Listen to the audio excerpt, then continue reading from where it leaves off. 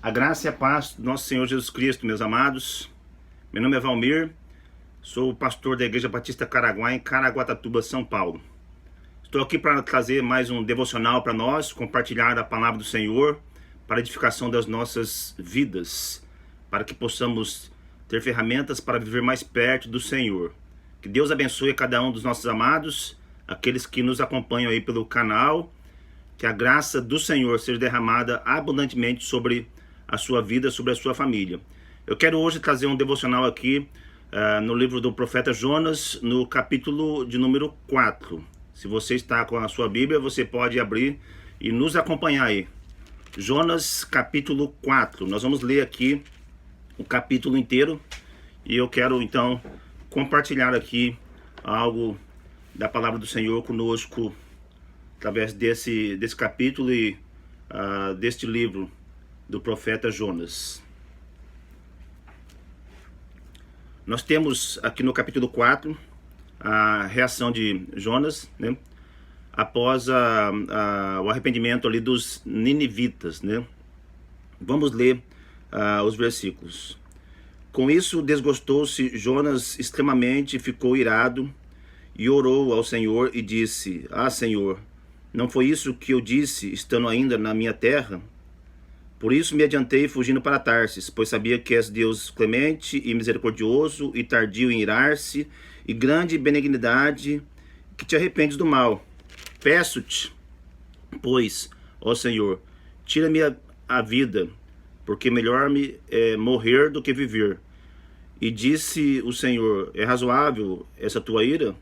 Então Jonas saiu da cidade, assentou-se ao oriente da mesma, e ali fez uma enramada e repousou debaixo dela, à sombra, até ver o que aconteceria à cidade. Então fez o Senhor Deus nascer uma planta que subiu por cima de Jonas, para que fizesse sombra sobre a sua cabeça, a fim de o livrar do seu desconforto. Jonas, pois, se alegrou em extremo por causa da planta, mas Deus no dia seguinte, ao subir da alva, enviou um verme, o qual feriu a planta e esta se secou. Em nascendo o sol, Deus mandou um vento calmoso oriental. O sol bateu na cabeça de Jonas, de maneira que desfalecia, pelo que pediu para si a morte, dizendo: melhor-me é morrer do que viver. Então perguntou Deus a Jonas: é razoável essa tua ira por causa da planta? Ele respondeu: é razoável a minha ira até a morte. Tornou o Senhor: tens compaixão da planta que te não custou trabalho, o qual não fizeste crescer, que numa noite nasceu e numa noite pereceu?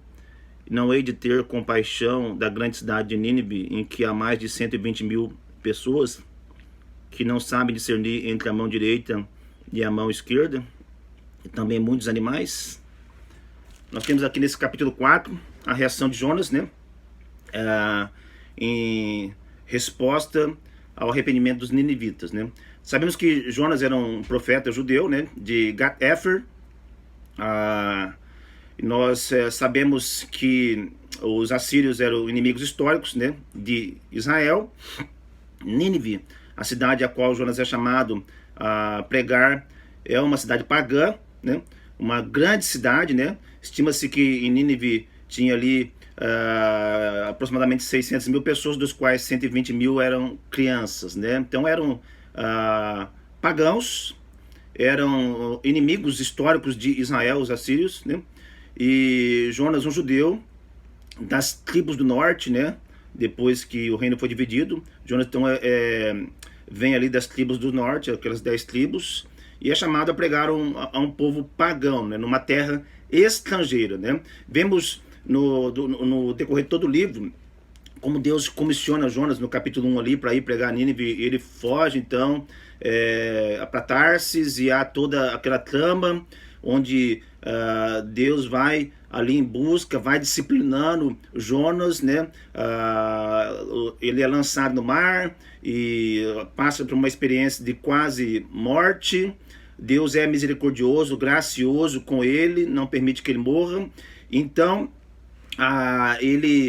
Deus manda aquele grande peixe que engole Jonas, e depois então nós temos no capítulo 2 a oração de Jonas, né, ali, mostrando todo o desespero dele, né, e como ele se volta a Deus em oração.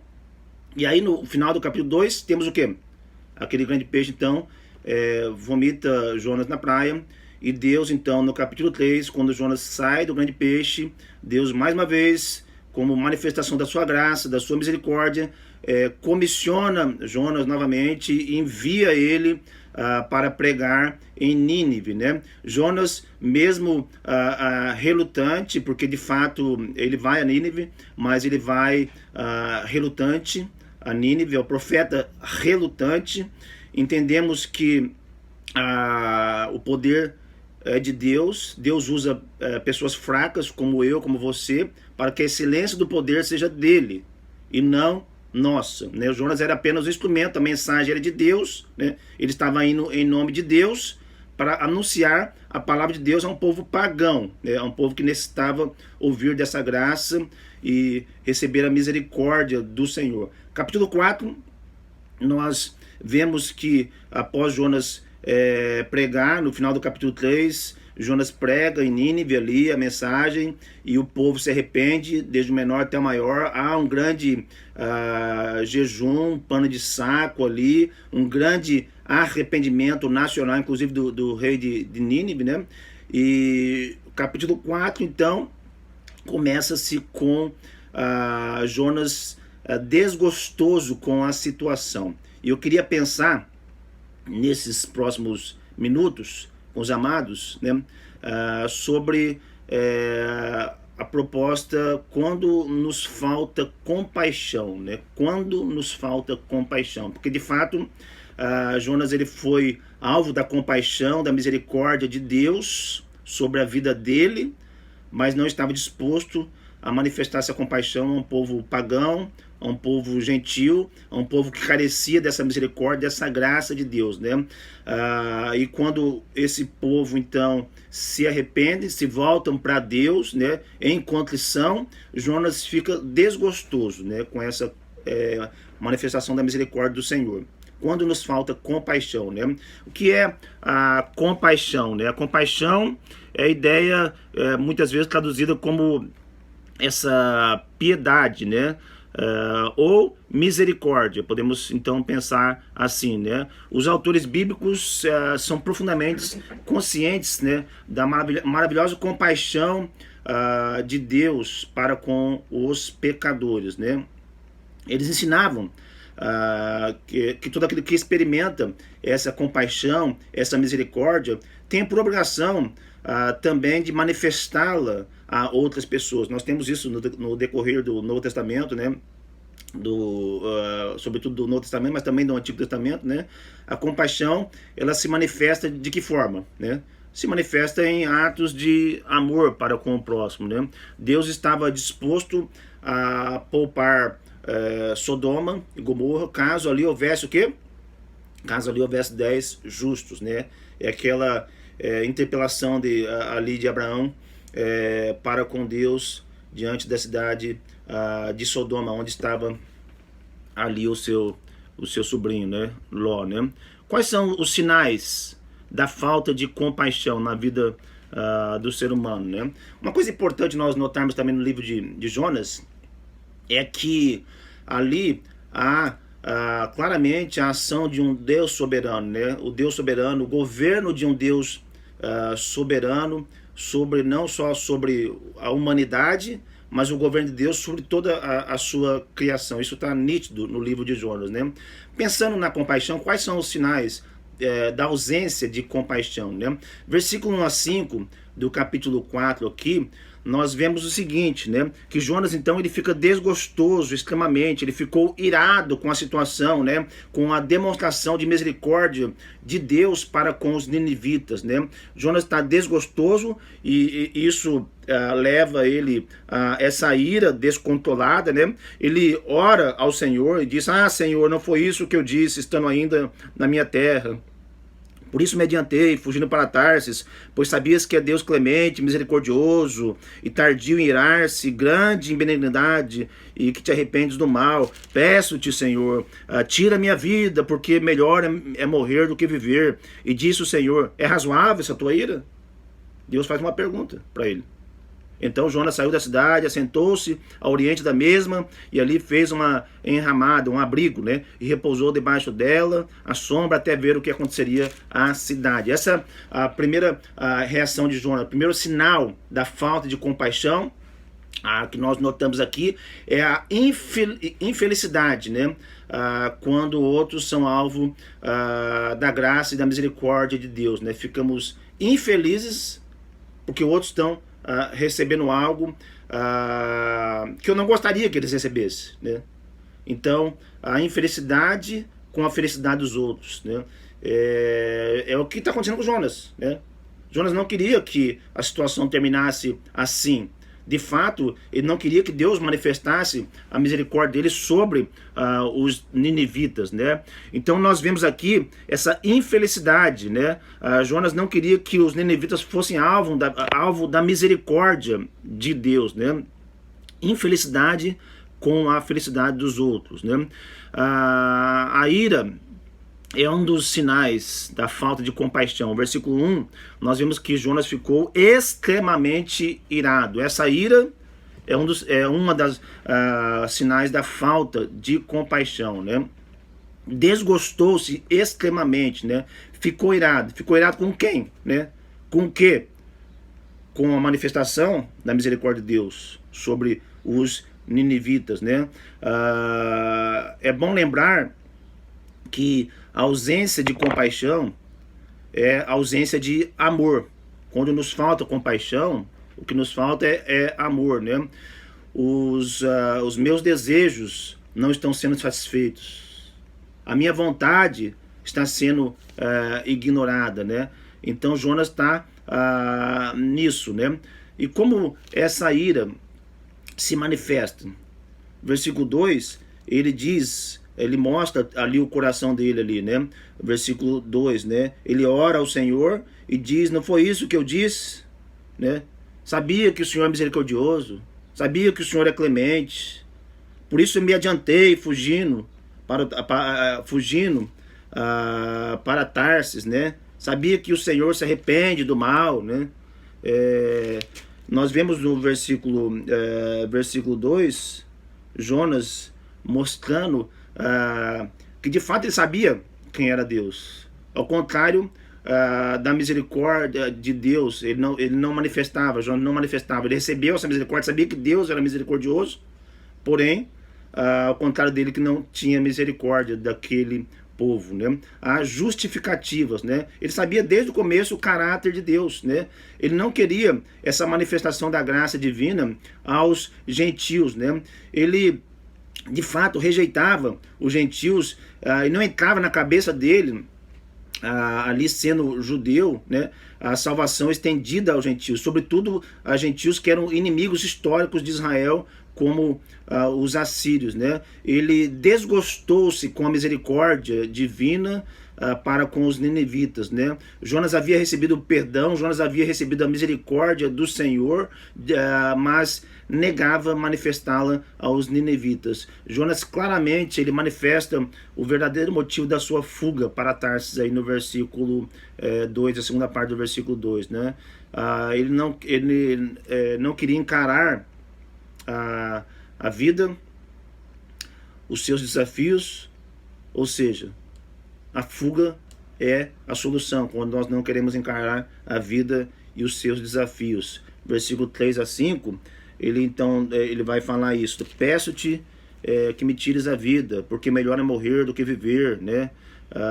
Então ele começa a se lamentar, ele começa a querer que a sua vida fosse tirada, né? Já que é assim, eu prefiro não viver, ele diz. Já que o Senhor vai demonstrar essa misericórdia, eu prefiro que a minha vida seja tirada. Há um extremo egoísmo na vida de Jonas. Há uma extrema falta de compaixão na vida de Jonas, né? E essa falta de compaixão, ela é manifesta em maneira de infelicidade. E essa infelicidade mostra-se com ira, mostra-se com desejos egoístas, como tirar a vida, né? E outras manifestações, né? Quando nos falta compaixão, né? Quando é que nos falta compaixão? Segundo lugar, quando as coisas são mais importantes que as pessoas, né? Quando coisas são mais importantes que pessoas. Versículos 6 a 8, né? Ele vai dizer, então, Jonas então vai ali para o oriente da cidade, né? O versículo 5 diz que ele assentou-se, né? Fez ali um abrigo, repousou debaixo daquele abrigo, à espera do que aconteceria com a cidade. Tinha grande expectativa de que o juízo fosse já, né? Fosse iminente sobre a cidade de Nínive, né? Em detrimento do arrependimento, Jonas ainda esperava o juízo sobre aquela cidade, esperava que de fato a sua profecia fosse cumprida naquele momento, né? Então nós olhamos aqui, versículo 6 até o 8, Jonas então fez ali aquele abrigo, então fez o Senhor Deus nascer uma planta que subiu por cima de Jonas, né? Olha que é bondade de Deus, né? Para que fizesse sombra sobre a cabeça, a fim de livrar ele do desconforto, daquele calor, daquele vento quente que ali estava, né? Jonas, pois, se alegrou em extremo por causa da planta. Ele ficou extremamente alegre, ao contrário do que estava em cima, extremamente irado. Agora está extremamente alegre, porque quando a coisa me favorece, eu fico alegre. Opa, que bênção, que maravilha. Eu estou aqui cansado, debaixo desse abrigo, e agora tenho essa sombra sobre a minha cabeça. Nós temos motivos para agradecer ao Senhor, né? E quando as coisas não nos favorecem da maneira que nós achávamos que deveria favorecer, né? Versículo 7. Mas Deus, no dia seguinte, ao subir da alva, enviou um verme, o qual feriu a planta e ela secou. Então, a mesma planta que foi colocada por Deus, também foi tirada por Deus, né? E o texto diz, em nascendo o sol, Deus mandou um vento oriental, o sol bateu na cabeça de Jonas, de maneira que ele desfalecia pelo que pediu para si a morte. Melhor é morrer do que viver. Mais uma vez ele pede a morte, né? Quando as coisas são mais importantes do que pessoas, nos falta compaixão. Ele alegra-se porque as suas necessidades imediatas foram supridas, versículo 6.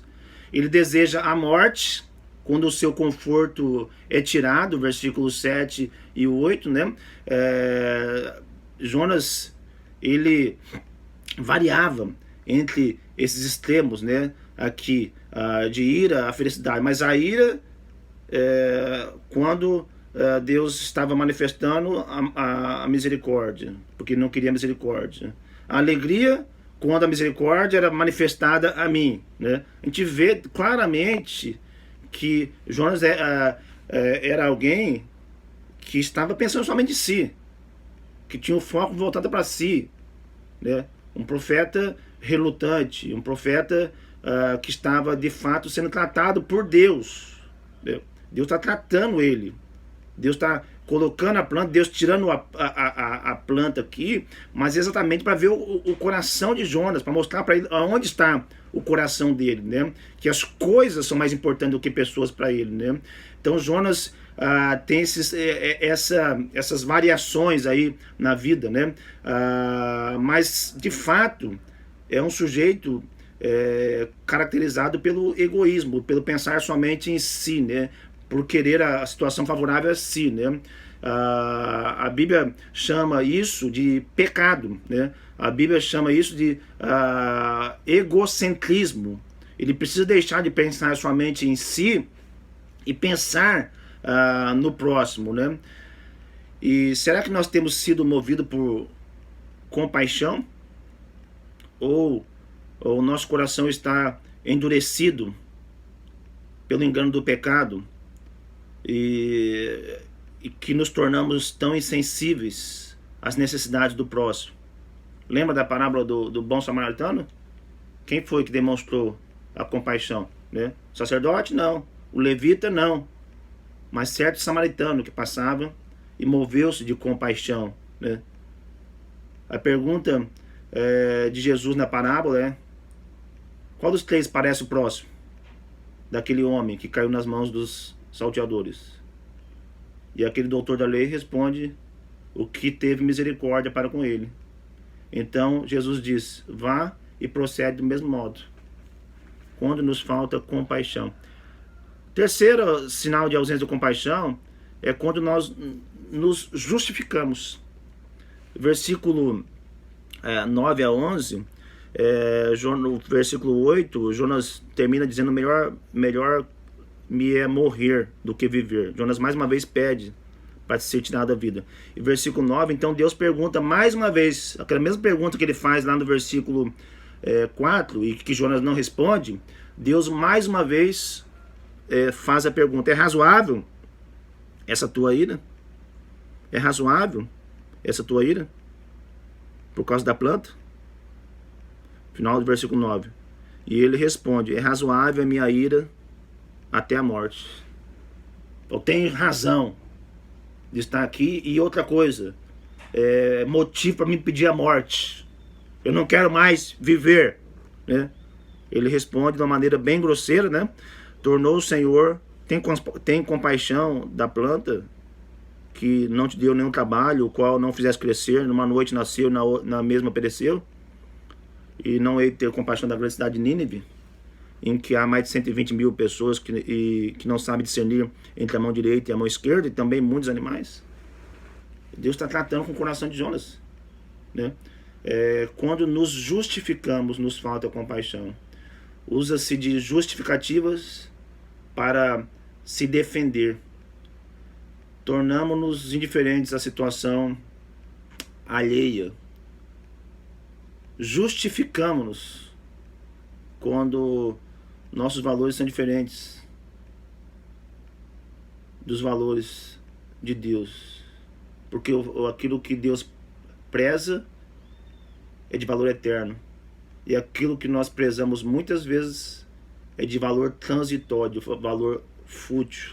Jonas valorizava a planta porque lhe favorecia conforto, mas não queria olhar com compaixão para Nínive, que almas de valor eterno, pessoas que se voltaram para Deus. Quando somos confrontados por Deus na nossa dureza de coração, só nos resta duas opções: reconhecer que estamos agindo em desacordo com a palavra de Deus, arrepender-se e voltar-se para Deus, ou justificar-se, criar soluções que aparentemente são corretas, plausíveis, mas que diante do crivo da palavra de Deus não são aprovadas, não são bíblicas as atitudes. Quando nos falta compaixão? Quando é que nos falta compaixão?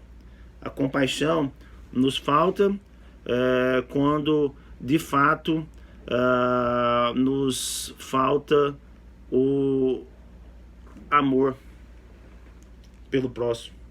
A compaixão nos falta quando nós então passamos a valorizar mais as coisas do que as pessoas.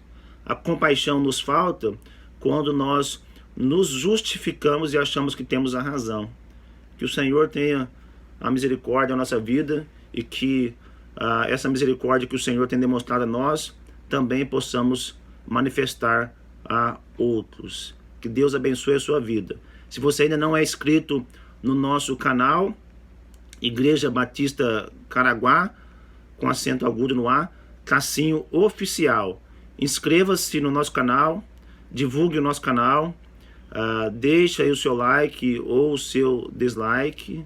Nós agradecemos a todos aqueles que já são inscritos.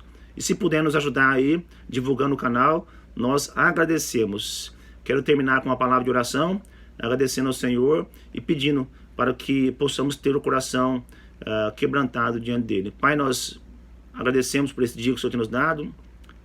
Senhor, nós te louvamos pelo cuidado do Senhor sobre nossas vidas. Perdoe, Pai, os nossos pecados, que na nossa vida, a nossa vida seja marcada por compaixão, por misericórdia, que sinais evidentes de uma compaixão genuína sejam encontrados na nossa vida, porque nós recebemos dessa compaixão, dessa misericórdia manifestada através da pessoa do Senhor Jesus Cristo. Abençoe, Pai, fortaleça-nos, abra os nossos corações, guarde a vida de cada um dos amados irmãos, daqueles que nos acompanham através deste canal. Agradecemos por todas as coisas que o Senhor tem feito, pela tua bondade e tua misericórdia sobre nossas vidas. Em nome de Jesus Cristo, nosso Senhor. Amém. Amém. Deus abençoe sua vida, sua família. Tenha um ótimo dia, em nome de Jesus Cristo.